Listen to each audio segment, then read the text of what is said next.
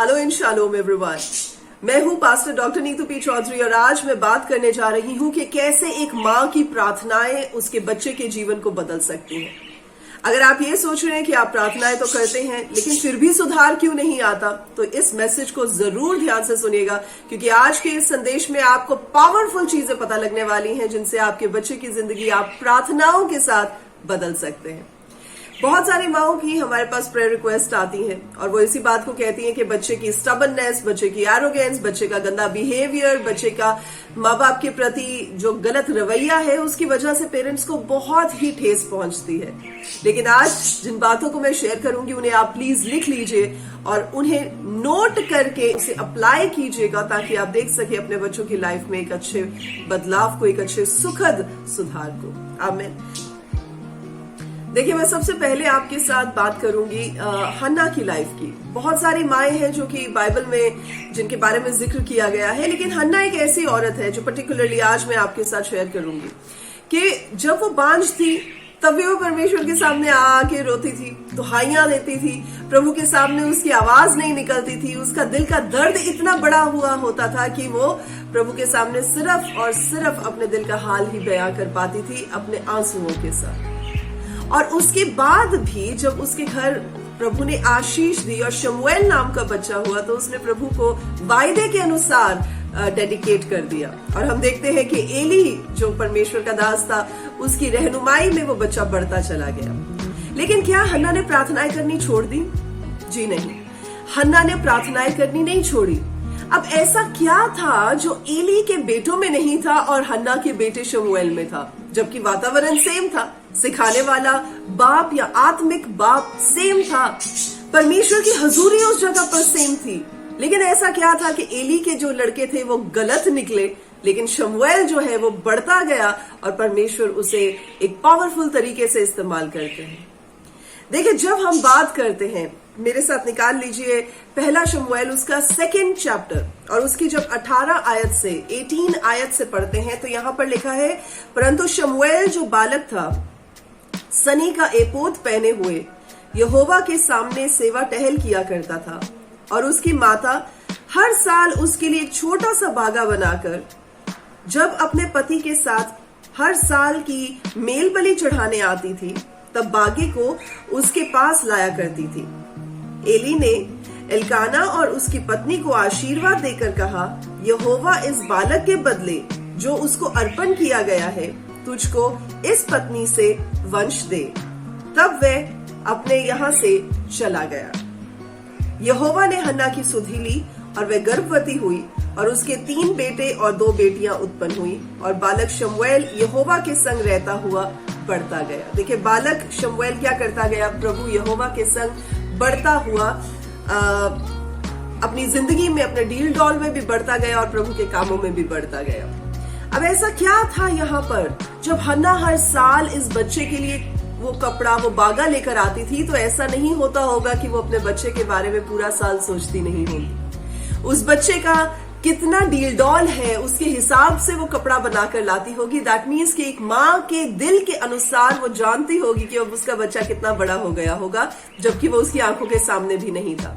और क्योंकि वो उसकी आंखों के सामने नहीं होगा, इसलिए मुझे लगता है कि अपने स्वभाव के निमित्त हन्ना उसके लिए रो रो के प्रार्थनाएं करती होगी, क्योंकि तब तक उसकी लाइफ में और कोई बच्चे नहीं थे, उसकी और कोई संतान नहीं। आई एम श्योर वो अपने इकलौते बेटे के लिए जो परमेश्वर को डेडिकेट कर दिया गया है उसके लिए रो रो के प्रार्थनाएं करती होगी। और जब वो बागा लाके उसको देती होगी तो वो अपने प्यार को सिंबलाइज करती होगी, दिखाती होगी कि वो इससे कितना प्यार करती है। देखिए, जब एक माँ की प्रार्थनाएं अपने बच्चे के साथ होती हैं तो वो एक स्ट्रॉन्ग पिलर की मानित काम करती हैं। वो बच्चे के लिए एक ऐसे प्रोपेलेंट की मानित काम करती हैं जो उसकी डेस्टिनी में उसको प्रोपेल करता है। और यहाँ पर हम देखते हैं कि चाहे ये बात नहीं लिखी गई कि हन्ना उसके लिए प्रार्थनाएं करती थी, लेकिन हन्ना के कपड़ा लाने की बात लिखी गई है, तो ऐसा नहीं होगा कि वो कपड़ा तो लाती होगी लेकिन प्रार्थनाएं नहीं करती होगी। दैट मीन्स कि हर समय वो बच्चा उसके माइंड में रहता होगा, एंड आई एम श्योर कि वो परमेश्वर के सामने रो रो के दुहाइयां देती होगी उस बच्चे को इस्तेमाल करने के लिए, उस बच्चे के अच्छे फ्यूचर के लिए। शायद यही डिफरेंस है, मुझे ऐसा लगता है कि यही डिफरेंस हो सकता है कि जो एली के बेटे अलग तरीके में, अलग डायरेक्शन में, परमेश्वर की ऑपोजिशन में निकल गए, लेकिन उसी माहौल में शमूएल जो है वो परमेश्वर के बढ़ोतरी में बढ़ता हुआ बच्चा दिखाई देता है। आमीन। तो मैं आपके साथ पावरफुल कुछ प्रार्थनाएं शेयर करने जा रही हूं। जब आप एक माँ होने के नाते प्रार्थना करें तो आपकी सबसे पहली प्रार्थना यह होनी चाहिए कि परमेश्वर आप मेरे बच्चों को, आप मेरे बेटी, आप मेरे बेटों को परमेश्वर ऐसे विश्वास के साथ भरे जैसा विश्वास आपके साथ चलने वाले आपके डिसाइपल्स का, आपके चेलों का था। हर दिन परमेश्वर जैसे वो आपके विश्वास में बढ़ते थे, वैसे ही हर दिन मेरे बच्चे आपके विश्वास में बढ़े। प्रभु जी, आप उन्हें इतना मजबूत कर दे कि आपके वचन के अनुसार वो उन चीजों को देख सके, उन चीजों के प्रमाण को देख सके जिनकी वो आशा लगाते हैं, उन चीजों की परफेक्शन को देख सके जो अभी तक हुई नहीं है, उन चीजों को ऐसे देख सके जो है, और वो हो जाए उनके लिए, क्योंकि प्रभु उनके लिए आपका विश्वास काफी हो जाए। और जैसे वचन बताता है इब्रानियों की पत्री में कि बिना विश्वास के परमेश्वर को खुश करना मुश्किल है, तो होने दें कि आप जब प्रभु से प्रार्थना करें तो कहें कि प्रभु उनका विश्वास इतना कंटेजियस हो, उनका विश्वास इतना मजबूत हो, उनका विश्वास ऐसा हो कि चाहे मुश्किलात भी आए लेकिन फिर भी उनका विश्वास अडग रहे, अटल रहे। तो प्रभु ऐसा मेरे बच्चों का विश्वास आप बना दें कि वो दिन प्रतिदिन आपके विश्वास में बढ़ते चले जाए। हालेलुया। तो जब माएं ऐसी प्रार्थना करें तो इस बात के लिए प्रार्थना करें कि प्रभु आप अपने पावर के साथ, अपने स्ट्रेंथ के साथ, अपने विश्वास के साथ मेरे बच्चे को भरें ताकि प्रभु वो अगले पड़ाव पर जा सके। आमीन। तो ये पहली चीज है। दूसरी प्रार्थना आपको क्या करनी है? अपने बच्चों की अच्छी हेल्थ के लिए करनी है। जबकि हम जानते हैं कि इस एनवायरनमेंट में चीजें बहुत टॉक्सिक हो चुकी हैं, पोल्यूटेड हो चुकी हैं, लेकिन अगर आप एक माँ होने के नाते अपने बच्चों की अच्छी सेहत के लिए प्रार्थना करते रहेंगे तो आप देखेंगे कि परमेश्वर की प्रोटेक्शन आपके बच्चों की जिंदगी में आएगी। प्रभु की सेफ्टी एक शील्ड की मानद, जैसे प्रभु का वचन कहता है कि मैं अपने राइचियस, मैं अपने धर्मी जन के इर्द गिर्द एक ढाल की मानद हूं, तो परमेश्वर ऐसा ही अपने वचन के अनुसार आपके बच्चों के लिए करेंगे। आमीन। और खास तौर पर जब माएं खाना बनाती हैं तो मैं इस बात को कहती हूँ कि जब आप खाना बनाकर परोस देते हैं उस टाइम पर तो सब बैठकर टेबल पर प्रार्थना करते ही होंगे, लेकिन जब आप खाना बना चुकी होती हैं और परोसने से पहले भी आप उस खाने के ऊपर प्रार्थना करें। जैसे कि परमेश्वर का वचन बताता है एक्सोडस में, निर्गमन के 23 के 25 में प्रभु कहते हैं कि परमेश्वर यहोवा ही की उपासना करो और वो तुम्हें तुम्हारे खाने और तुम्हारे अन्न को ब्लेस करेगा और तुम्हारे बीच में से बीमारियों को दूर करेगा। तो आप जब प्रार्थना करें तो इसी बात के लिए प्रार्थना करें, अपने खाने को परमेश्वर के सामने रखें और इस बात को, इस वायदे को परमेश्वर के अपने खाने के लिए मांगे और कहें कि प्रभु आप मेरे खाने को, मेरे अन्न और जल को, मेरी रसोई को आप ब्लेस करें और हमारे मध्य से, हमारे घर के बीच में से, हमारी जिंदगियों के बीच में से, हमारे बच्चों की लाइफ्स में से हर तरह की बीमारी को, हर तरह की सिकनेस और एलिमेंट को दूर करें। हालेलुया। और साथ ही साथ जब आप प्रोटेक्शन के लिए प्रार्थना करते हैं, बच्चों की अच्छी हेल्थ के लिए प्रार्थना करते हैं, बच्चों की प्रॉस्पेरिटी के लिए प्रार्थना करते हैं, तो याद रखें कि परमेश्वर ने भजन संहिता में बहुत सारे प्रॉमिसेस हमारे साथ किए। तो आप भजन संहिता 91 को भी अपने बच्चों की लाइफ में हर दिन प्रार्थना के साथ बोल सकते हैं ताकि आप अपने बच्चों की लाइफ में प्रभु की प्रोटेक्शन को बरकरार पाएं। आमीन। ये है दूसरी चीज। तीसरी चीज, जब आप बच्चों के लिए प्रार्थना करें तो उनके ग्रेट फ्यूचर और अच्छी होप के लिए प्रार्थना करें। देखिए एक चीज, जब हम यिर्मयाह 29 चैप्टर पढ़ते हैं उसकी 11 आयत तो हम सबों को पता है और उसमें ये बात प्रभु कहते हैं कि जो कल्पनाएं, जो युक्तियां मैं तुम्हारे बारे में बनाता हूं, जो प्लान्स मैं तुम्हारे बारे में सोचता हूं, उन्हें मैं जानता हूं और वो तुम्हारे बेनिफिट की है, वो तुम्हारे हानि की नहीं है। लेकिन उससे पहले प्रभु एक बात कहते हैं जिसको आप देखिए पढ़े तो वहां पर लिखे 70 साल जब पूरे होंगे बेबीलोन के, जब बेबीलोन से परमेश्वर ने अपने लोगों को निकालने की जो बात करी थी, जो प्रॉमिस करा था, जब वो 70 इयर्स कंप्लीट होंगे तब परमेश्वर कहते हैं कि आई विल शो अप। तो क्या है, ऐसा नहीं है कि 70 साल कंप्लीट होने से पहले की बात की गई, यानी जब वो टाइम पीरियड कंप्लीट होगा तब परमेश्वर का वो वचन पूरा होगा। तो परमेश्वर ने कुछ समय निर्धारित किया है हमारे बच्चों के फ्यूचर को मैनिफेस्ट करने के लिए, कुछ समय निर्धारित किया है जिसमें कि हम उस होप को पूरा होते हुए देखें जिसे हम मांगते हैं। तो एज अ मदर आपको क्या करना है, आपको उस होप को, उस फ्यूचर को, उस भविष्य को, उन प्लान्स को, उन योजनाओं को जो परमेश्वर आपके बच्चों के विषय में रखते हैं, उन्हें परमेश्वर के सामने प्रार्थना में मांगना है और रिसीव कर, ताकि आप अपने बच्चों के अच्छे भविष्य को, अच्छे प्रॉस्पर जो समय है उसको देख सके। कई बार हम लोग प्रार्थना करनी तब शुरू करते हैं जब बिल्कुल पैरों पर बात आ जाती है कि हाँ अब we have reached this stage, अब प्रार्थना करते हैं। तो भला होगा कि आप पहले से ही प्रार्थना कर दें ताकि तब जब तक आप उस जगह पर पहुंचे तब तक चीजें काफी बेहतर हो चुकी हो। आमीन।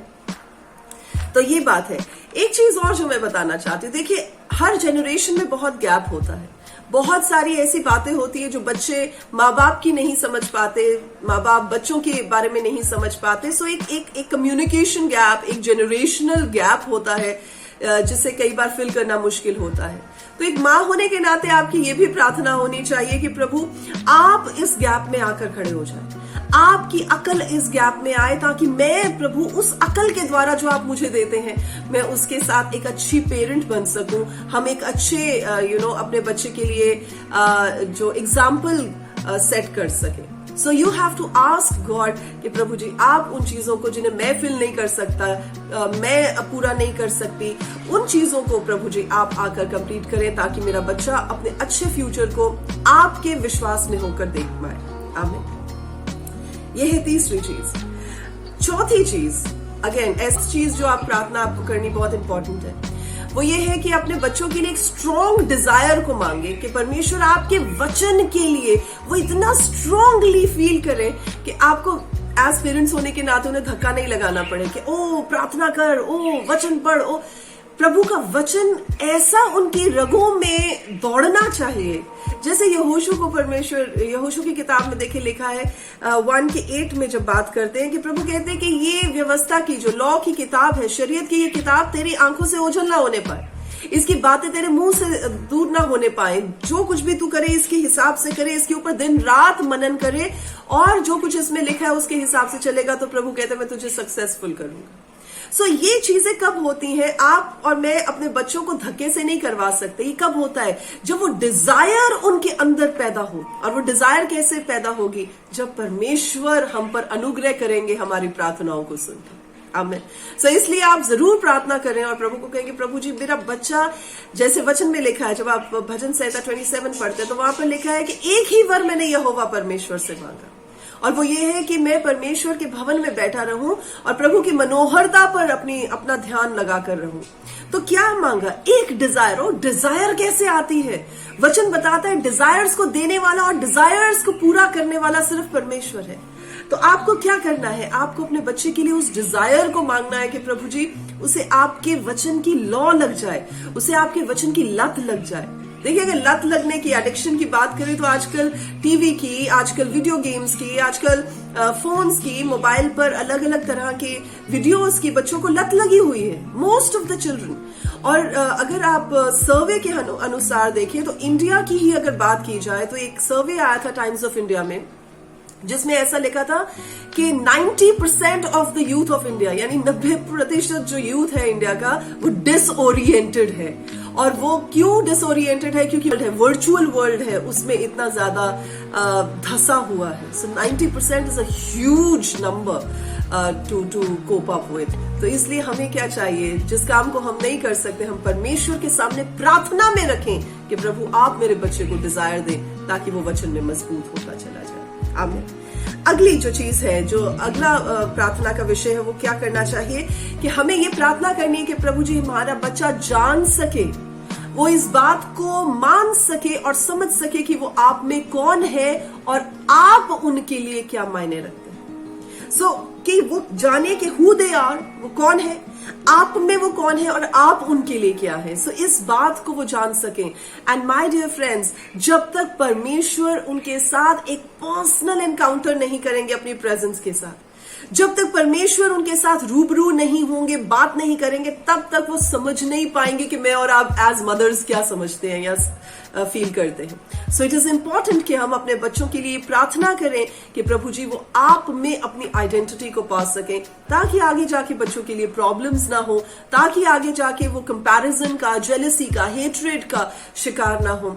इसलिए हमें चाहिए कि हम प्रभु से ये मांगे कि प्रभु आप हमारे बच्चों को, उनकी आइडेंटिटी को जो आप में है उसे स्ट्रॉन्ग करें और उस आइडेंटिटी को उनके ऊपर जाहिर करें, ताकि वो आपके साथ साथ आपकी प्रेजेंस में होकर चलने पाए। आमीन।